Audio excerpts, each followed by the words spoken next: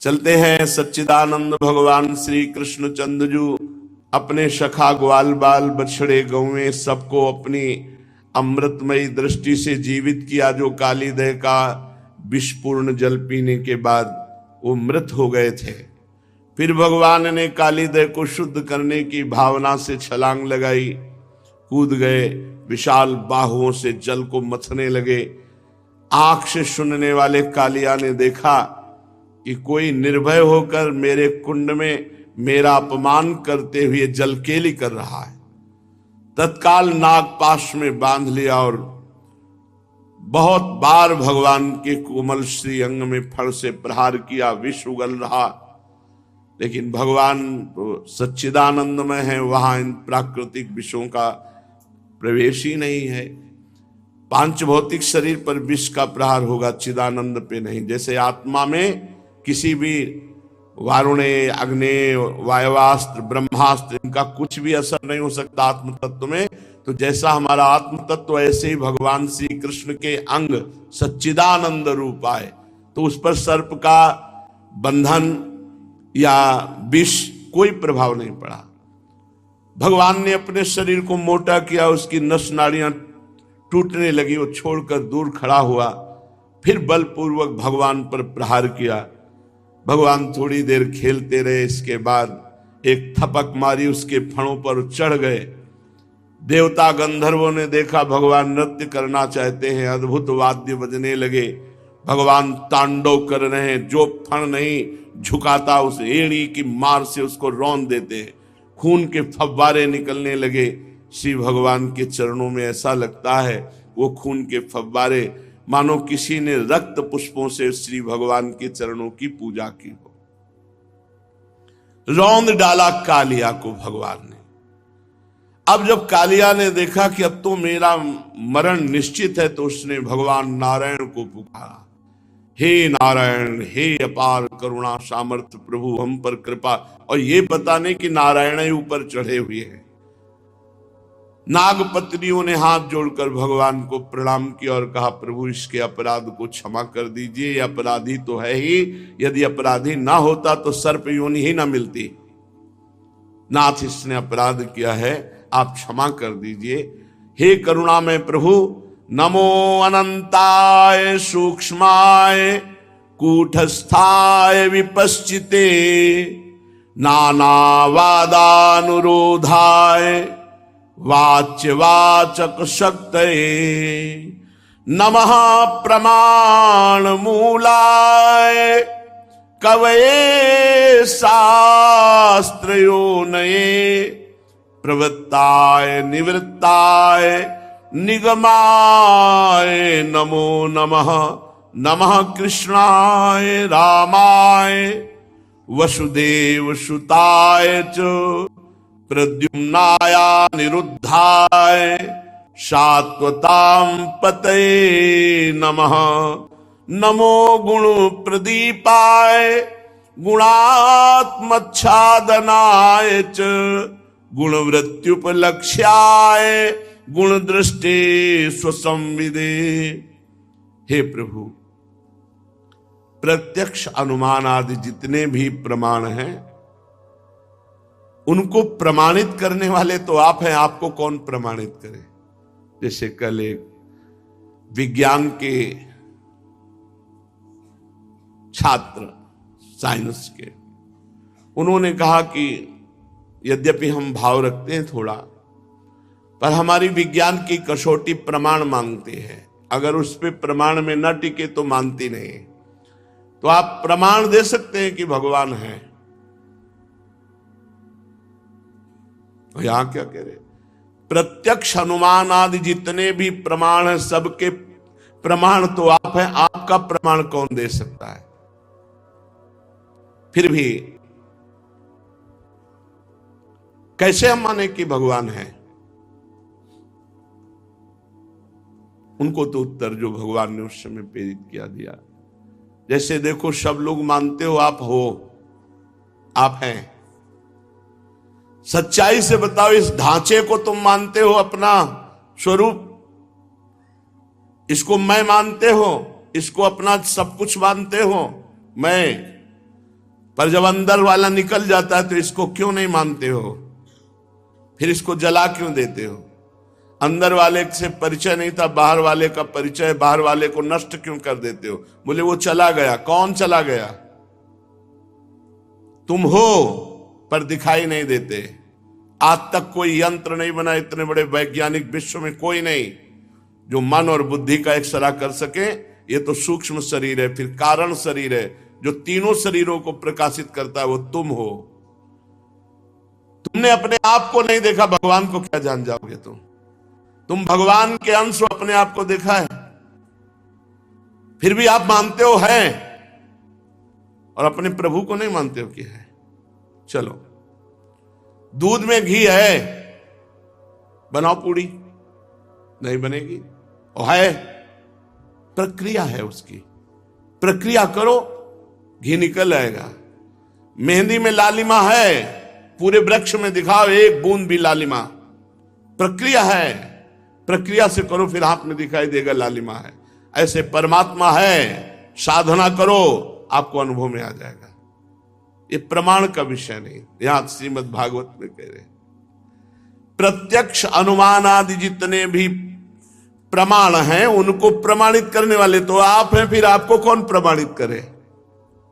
इसलिए हम केवल आपको नमस्कार करते हैं।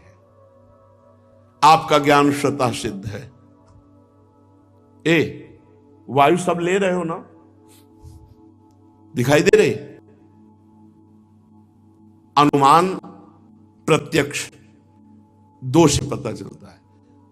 ऐसे कोई वस्तु टांगो, हिलने लगे तो बोले वायु हिला रही, नहीं, तभी तो वायु का पता चलता नहीं। वायु है ना, और मानते हो है, सब कोई जी रहे हो उसी से, तो परमात्मा है। ये जो तुम हिलडुल रहे हो ना, ये उसी से हिलडुल रहे हो। विज्ञान केवल प्रकृति तक है, और कृति माने होता है रचना, तो जिसने प्रकृति को रचा हुआ है परमात्मा। अगर फोटो बनाई है तो फोटो बनाने वाला भी तो है। तो ये इतनी बड़ी फोटो बनी है आकाश की, पृथ्वी की, जल की, अग्नि की, सूर्य, चंद्र, वायु, तारागण, जड़, चैतन्य, स्त्री, पुरुष, चराचर जगत, तो कोई बनाने वाला तो है। वही है सबका बाप, सबके पिता वही, सबके माता वही, सब कुछ वही प्रभु है। कैसे जानोगे? संतों की शरण में जाओ, साधना करो, तब जान पाओगे। ऐसे जान पाओगे? दूध में घी है, निकाल दे उसे, प्रक्रिया के द्वारा निकलेगा। ऐसे प्रक्रिया के द्वारा तुम परमात्मा को जान सकते हो, साधना के द्वारा नहीं, ऐसे नहीं जान सकते। बिना देखे कहते हैं विज्ञान नहीं मानता है। कितनी ऐसी चीजें हैं जो बिना देखे तुम मान रहे हो यार। ऑक्सीजन देखा है कैसा होता है? काला की गोरा, चौड़ा, मोटा, लंबा, कैसा होता है? लेकिन मानते हो ना ऑक्सीजन है। कितनी ऐसी प्रकृति में वस्तुएं जो है केवल मानने से है।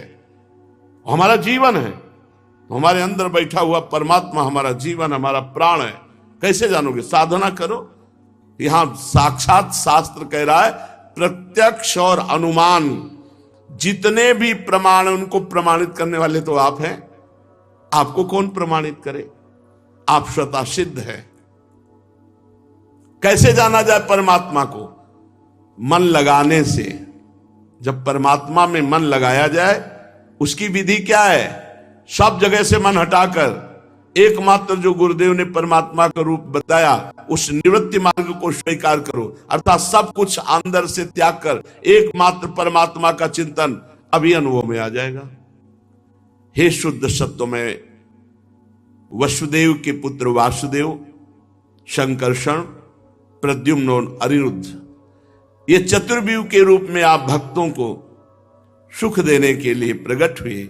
हे श्री कृष्ण, हम आपको नमस्कार करते हैं। आप अंतःकरण और उसकी वृत्तियों के पकड़ में आने वाले नहीं हैं, सूक्ष्म शरीर के द्वारा भी, क्योंकि उसके प्रकाशक हैं। अंतःकरण के प्रकाशक हैं, अंतःकरण आपको नहीं जान सकता। कुछ कुछ जब अंतःकरण पवित्र होता है तो संकेत मिलने लगता है ईश्वर का। आप अंतःकरण के साक्षी हैं, हम आपको नमस्कार करते हैं। ये मूल प्रकृति से प्रकट त्रिगुणात्मिका प्रकृति है। आप मूल प्रकृति में विहार करते हैं। ये स्थूल सूक्ष्म ये कारण जगत आपसे ही सिद्ध है, इसलिए इनके द्वारा परमात्मा को नहीं जाना जा सकता। अविनाशी मम स्वरूप से उसी अविनाशी को जाना जा सकता है, अपने आप से अपने आप को जाना जा सकता है। बड़ा विशुद्ध मार्ग है, इसमें बहुत अंतःकरण की पवित्रता चाहिए। संपूर्ण विश्व प्रपंच के निषेध के बाद जो बचता है वो आपका स्वरूप है। हे विश्व के आदिदेव साक्षी, अज्ञान के द्वारा सत्य की भ्रांति हो गई, इसलिए स्वरूप का ज्ञान किसी को नहीं हो रहा, इसीलिए आपका साक्षात्कार नहीं हो रहा। कौन बैठा है अपने स्वरूप में? देह में तो ये सब बैठे हैं, देह के ही विकार भाव। यद्यपि प्रभु आप में कर्तापन न होने के कारण कोई भी कर्म आपको बांध नहीं सकता, क्योंकि आप निष्क्रिय हैं। तथापि अनादि काल शक्ति को स्वीकार करके प्रकृति के गुणों द्वारा आप इस विश्व की उत्पत्ति, स्थिति और प्रलय की लीला करते हैं। आपकी लीला अमोघ है, आप सत्य संकल्प है, इसीलिए जीवों के संस्कार रूप छिपे हुए स्वभावों को आप अपनी दृष्टि से जागृत कर देते हैं। त्रिलोकी में 3 प्रकार के प्राणी हैं, सतोगुण प्रधान शांत, रजोगुण प्रधान अशांत और तमोगुण प्रधान मूढ़। वे सब की सब आपकी लीला मूर्तियां हैं। फिर भी सत्वगुण प्रधान शांत जन ही आपको विशेष प्रिय हैं। आपका अवतार लीलाएं ये साधु जनों की रक्षा और धर्म की रक्षा एवं विस्तार के लिए है। प्रभु, एक बार तो अपराध सह लेना चाहिए अपने सेवक का। ये नाग मूढ़ है, आपको पहचानता नहीं, इसलिए आप इसे क्षमा कर दीजिए। भगवान अब कृपा कर दीजिए, नहीं ये कालिया मरने ही वाला है, मर जाएगा ये। साधु पुरुष सदा से हम अबलाओं पर दया करते आए, अतः ये दया कीजिए कि हमारे प्राण स्वरूप पतिदेव को आप हमें दे दीजिए। हम आपकी दासी हैं, हमें आप आज्ञा दीजिए, आपकी क्या सेवा करें। जो श्रद्धा से आपकी आज्ञा का पालन करता है वो सब प्रकार के भयों से मुक्त हो जाता है। परीक्षित, ऐसे भगवान की स्तुति नाग पत्नियों ने की। भगवान के श्री चरणों की ठोकरों से काली नाग के फण छिन्न भिन्न हो गए थे, बेसुध हो गया था। जब नाग पत्नियों ने स्तुति की तो भगवान ने छोड़ दिया। अब काले नाग को धीरे धीरे फिर सामर्थ्य आई, चेतना आई, बड़ी कठिनता से श्वास लिया और आंख खोल कर देखा। अब उसको लग रहा है ये तो साक्षात भगवान है। बड़ी दीनता से हाथ जोड़ करके बोला। देखो, ये बात सत्य है जो कालिया बोल रहा है। इसी का परिवर्तन भजन से किया जाता है। कालिया ने कहा कि नाराज मत होना महाराज, हम जन्म से ही दुष्ट और तमोगुणी स्वभाव के होते हैं, और जो हमसे वैर करे तो बहुत वर्षों तक हम अपने स्वभाव में उस वैर को याद रखते हैं और फिर बदला जरूर लेते हैं। वर्षों, कई वर्ष तक आपकी आकृति उसके दिमाग में रहेगी और जब फंसोगे तब वो बदला ले लेगा। और ये प्रभु, ये स्वभाव आपके द्वारा रचा गया है,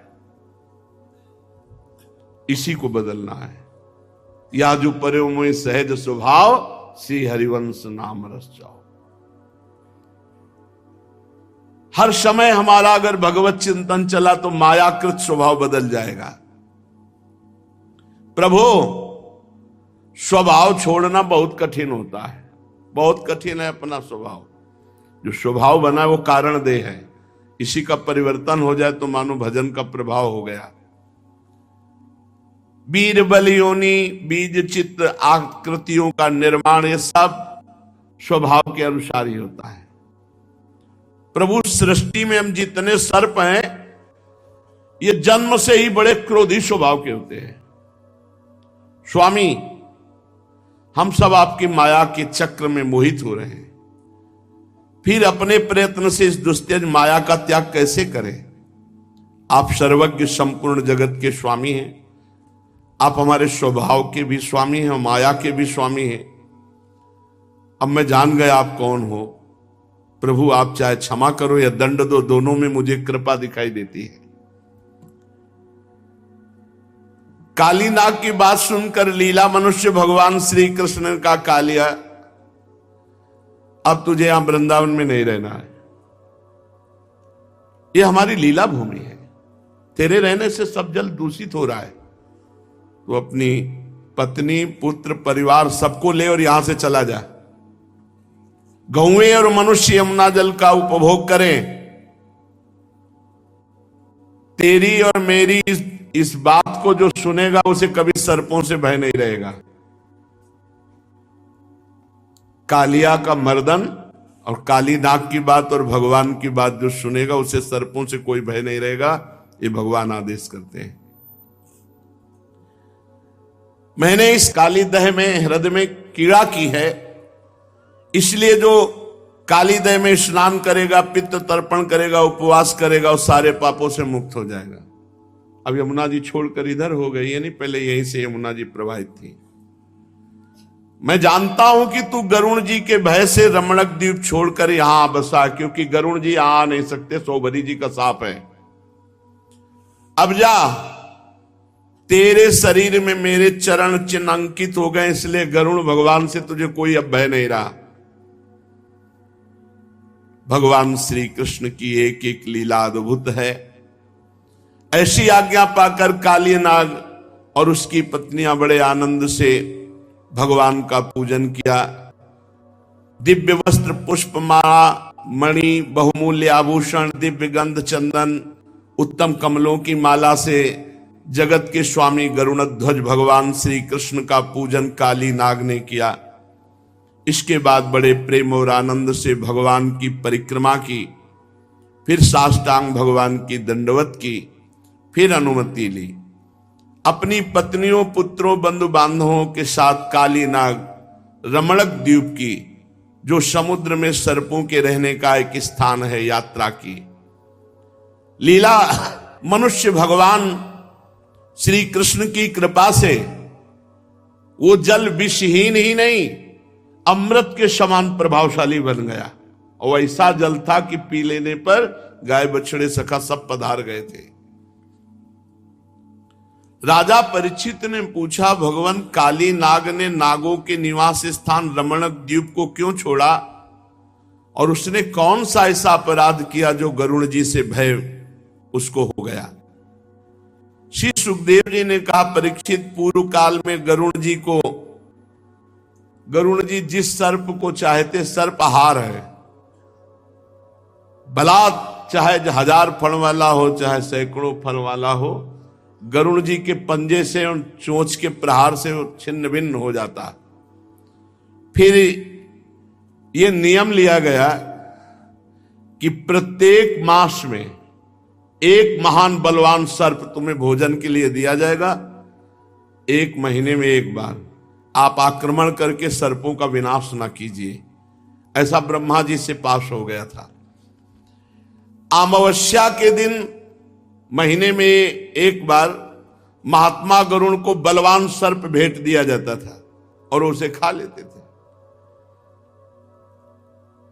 सर्पों में कद्रु का पुत्र काली नाग था, बड़ा घमंडी मतवाला स्वभाव। गरुण जी को भेंट देना तो जाने दो, जो गरुण जी को भेंट देने के लिए कहा जाता वो उसी सर्प को खा जाता, कालिया। भगवान के प्यारे पार्षद शक्तिशाली महाबली गरुण जी को जब ये पता चला तो कालिया को मार डालने के विचार से उस पर आक्रमण किया।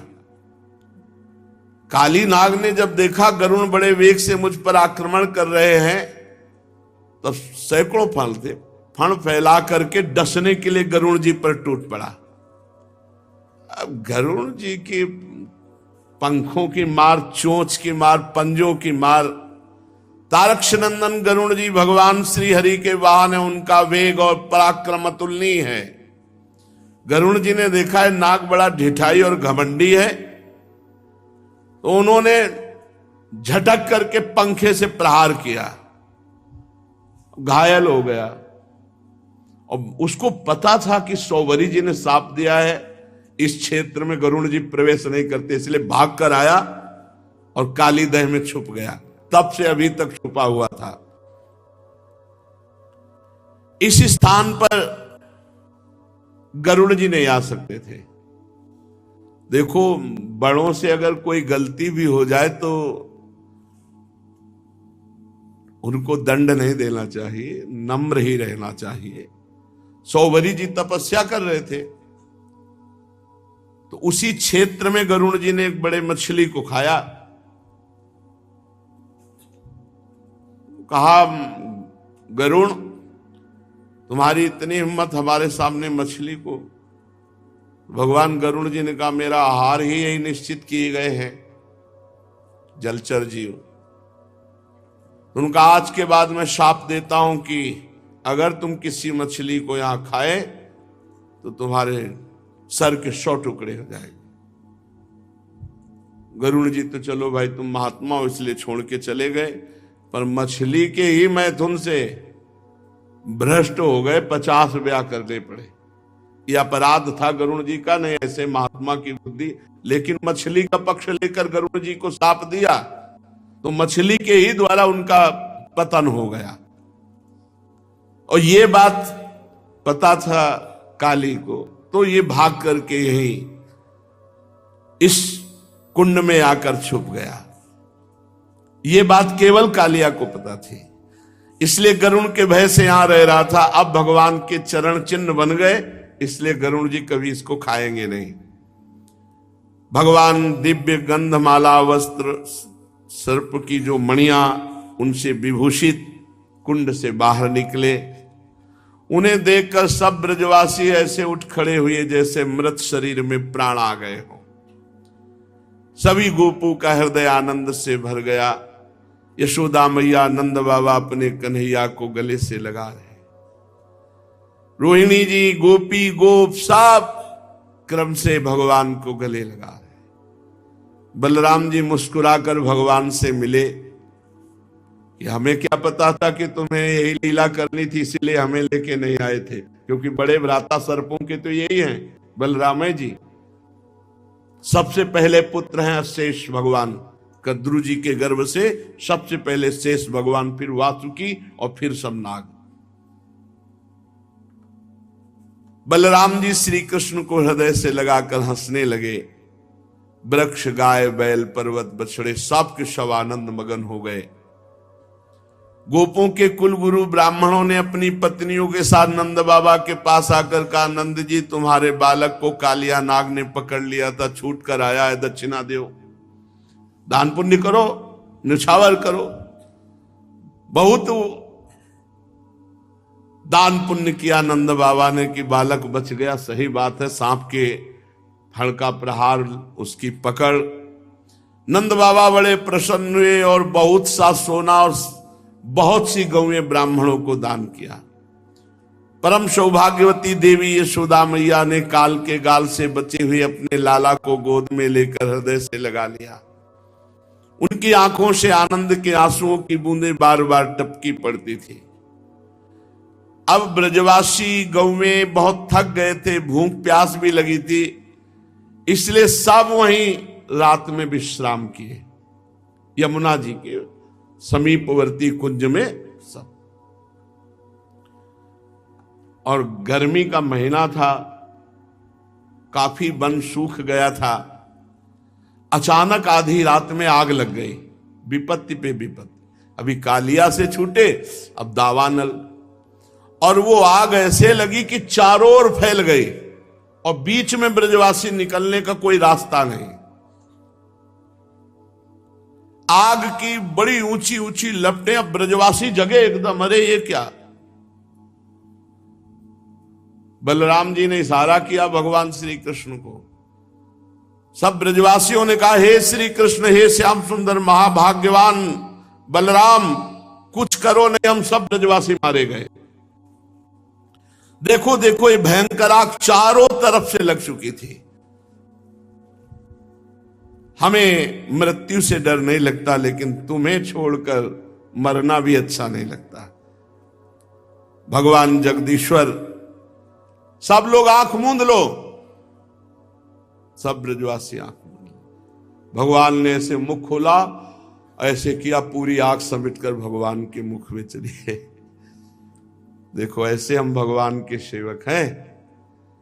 अगर माखन खाया है इनका ना, तो आग भी खाई है। श्री कृष्ण ने जो किया कभी नहीं, अनुकरण नहीं, उनकी आज्ञा का पालन कर। भगवान ने अपने मुख में, मुखाद अग्नि रजायत, भगवान के मुख से ही अग्निदेव का प्रादुर्भाव हुआ है। भगवान ने मानो जहां से अग्नि प्रकट हुई वहां से विराजमान कर, पूरी अग्नि समिट कर आकर्षण होकर भगवान के मुख में विराजमान हो गई। अब ब्रजवासियों से कहा आंख खोलो, आंख खोला तो शीतल मंद सुगंध वायु चल रही, कहीं आग नहीं। ऐसे चमत्कारिक हैं हमारे प्रभु। बहुत आनंद का विषय है। यदि सच्चाई से चलो तो प्रभु से अपनापन हो जाए। अब सब ब्रजवासी आनंदित, तो सबको पता है कि हमारे श्री कृष्ण कोई अलौकिक हैं। सब श्री कृष्ण के श्रीमुख का दर्शन, उनकी कीर्ति का गान करते हुए अब भगवान गोष्ठ में प्रवेश किए। योग माया से ग्वाल बाल का वेश बनाकर श्री कृष्ण और बलराम ब्रज में क्रीड़ा कर रहे हैं। गर्मियों की ऋतु थी। ये शरीरधारियों को प्रायः कम प्रिय रहती, बहुत गर्मी, पसीना सब, परंतु वृंदावन के स्वाभाविक गुणों से यहां दिव्य बसंत की छटा रहती, इसलिए गर्मी भी समझ में नहीं आती। अब तो समझ में आने लगी है, क्योंकि लताएं सब राधे राधे, ईंट पत्थर और एसी, अंदर ठंडा तो बाहर गर्मी फेंक रही, तो बहुत गर्मी। वृंदावन में स्वाभाविक बसंत की छटा रहती है। वृंदावन में परम मधुर भगवान श्याम सुंदर श्री कृष्ण और बलराम जी निवास जो करते थे, शीतल मंद सुगंध वायु चलती, झींगुरों की तीखी झनकार, झरनों के मधुर झर झर झर, झरनों से सदा सर्वदा बहुत ठंडी जल की फुइयां यमुना जी के जल से लेकर पूरे वृंदावन में हरियाली छाई रहती। जिधर देखो हरी हरी दूब से पृथ्वी हरी हरी हो रही। नदी, सरोवर, झरने की लहरों का स्पर्श करके जो वायु चलती थी, उसमें लाल, पीले, नीले, तुरंत के खिले हुए कल्हार, उत्पल आदि अनेकों प्रकार के कमलों का पराग मिला होता। शीतल मंद सुगंध वायु के कारण वृंदावन वासियों को गर्मी का क्लेश नहीं सहना पड़ता। ना दावाग्नि का ताप लगता था, ना सूर्य के घाम का। नदियों में अगाध जल भरा हुआ था। बड़ी बड़ी लहरें उनके तटों को चूम जाया करती थी, उनके पुलिनों से टकराती हुई स्वच्छ बनाती। उनके कारण आसपास की भूमि गीली बनी रहती। सूर्य की अत्यंत उग्र तथा तीखी किरणें भी वहां की पृथ्वी और हरी हरी घास को नहीं सुखा सकती थी। चारों ओर हरियाली थी। वृंदावन में वृक्षों की पात फूलों से लद रही थी। जहां देखिए वहीं सुंदरता फूटी पड़ी। कहीं रंग बिरंगे पक्षी चहक रहे, कहीं तरह तरह के हिरन चौकड़ी भर रहे, कहीं मोर कूक रहे, कहीं भौरे गुंजार कर रहे, कहीं कोयले कुहक रही, तो कहीं सारस अलग ही अपना आलाप छेड़े हुए हैं। ऐसा परम सुंदर वृंदावन देखकर श्याम सुंदर श्री कृष्ण, गौर सुंदर बलराम जी ने उसमें विहार करने की इच्छा की। आगे आगे गौएं चली, पीछे पीछे ग्वाल बाल, बीच में अपने बड़े भाई के साथ बांसुरी बजाते हुए श्री कृष्ण। देखो, भगवान को भी संघर्ष सहना पड़ा। तो अपने लोग जब जन्मे हैं तो संघर्ष से न डरे। अभी अगासुर से निपटे, काली, फिर दावानल, अब एक और आ रहा है प्रलंबासुर। रोज एक नया संकट। तो तैयार रहो, हम भी भगवान के अंश हैं। कोई दुख, कोई विपत्ति, कोई रोग, ये सब आक्रमण करते ही रहेंगे। राम, श्याम और ग्वाल बालों ने नवीन पल्लों, मोर पंख के गुच्छों, सुंदर सुंदर पुष्पों के हार, गेरू आदि रंगीन धातुओं से सब अपने अपने को सजाए हुए हैं। जिस समय ऐसे सब सजे धजे ग्वाल वालों के साथ भगवान, तो कोई सखा भगवान के सामने नाचने लगता, तो कोई ताल ठोक कर कुश्ती लड़ते हुए श्री कृष्ण को आनंद प्रदान करता, कोई राग आलापने लगते। जिस समय श्री कृष्ण नाचने लगते सब ग्वाल बाल गाने लगते, तालियां बजाते, बांसुरी बजाते, सिंगी बजाते और कहते वाह वाह। परीक्षित उस समय नट जैसे अपने नायक की प्रशंसा करते हैं, वैसे ही देवता लोग ग्वाल बालों का रूप धारण करके वहां आते और गोप जाति में जन्म लिए हुए भगवान श्री कृष्ण बलराम जी की स्तुति करते। घुंघराली अलकों वाले भगवान श्री कृष्ण और बलराम जी एक दूसरे का हाथ पकड़कर कुम्हार की तरह, चाक की तरह घुमरी परेता खेलते। कभी एक दूसरे अधिक फान जाने की इच्छा से कूड़ी कूदते, कहीं होड़ लगाकर डेले फेंकते, कहीं ताल ठोकते, कहीं रस्सा कसी, कहीं रस्सी से कूदते। इस तरह की बालवत क्रीड़ाएं भगवान कर रहे थे। जब दूसरे ग्वाल बाल नाचने लगते तो श्री कृष्ण बलराम गलबैया देकर खड़े हो जाते और कहते वाह, प्रशंसा करने लगते। कभी एक दूसरे पर बेल, जायफल, आंवले के फल हाथ में लेकर फेंकते, कभी एक दूसरे की आंखें बंद करके छिप जाते, वो पीछे ढूंढता आंख मिचौनी खेलते। कभी पशु पक्षियों की तरह फुदक फुदक कर क्रीड़ा करते, कभी मेढकों की तरह, कभी बंदरों की तरह मुंह बनाकर हंसी उड़ाते, कभी रस्सियों से वृक्षों पर झूला डालकर झूलते, कभी दो बालकों को खड़ा करके उनकी बाहों के बल पर लटकते, कभी कोई राजा की नकल करता। इस प्रकार भगवान राम और श्याम अर्थात बलराम और श्री कृष्ण वृंदावन की नदी, पर्वत, घाटी, कुंज, वन, सरोवर, इन सभी में वो खेल खेलते जो साधारण बच्चे खेलते हैं। एक दिन बलराम और श्री कृष्ण ग्वाल बालों के साथ उस वन में गौएं चरा रहे थे, तब प्रलंबासुर नाम का एक राक्षस आया। उसकी इच्छा थी कि मैं श्री कृष्ण बलराम को हर ले जाऊं। भगवान श्री कृष्ण है सर्वज्ञ, देखते ही पहचान गए।